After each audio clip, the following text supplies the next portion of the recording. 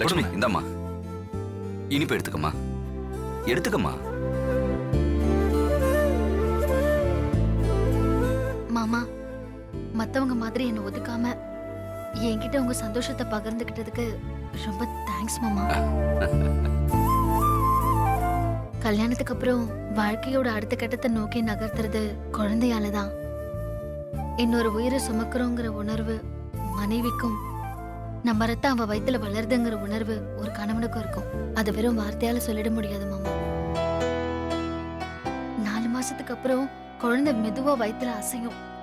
தனக்குள்ள நடக்கிற மாற்றங்களை அவ கணவன் கிட்ட அப்படியே அதே கதகதப்போட சொல்லுவா. இத ஒரு ஆணால புரிஞ்சுக்க முடியுமா?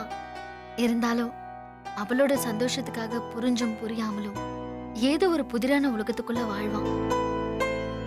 10 மாச குழந்தை வெளி உலகத்துக்கு வரதுக்குள்ள கணவனும் மனைவியும் பல அற்புதமான கணங்களை கடந்து வந்திருப்பாங்க.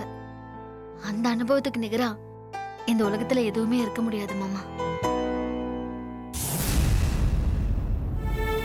மனைவிக்கு பக்கத்துல இருந்து பார்த்து பார்த்து அந்த சந்தோஷத்துல வாழற கணவனுக்கு மட்டும்தான் மாமா அந்த அனுபவம் கிடைக்கும். அந்த சந்தோஷமான அனுபவம் உங்களுக்கும் கிடைக்கணும் மாமா.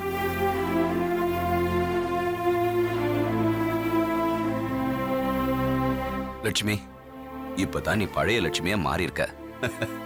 டேய், நான் சொன்னல, அதுக்குதான் நல்லது கெட்டதுல யாரையும் ஒதுக்க கூடாதுன்னு பெரியவங்க சொல்லிருக்காங்க.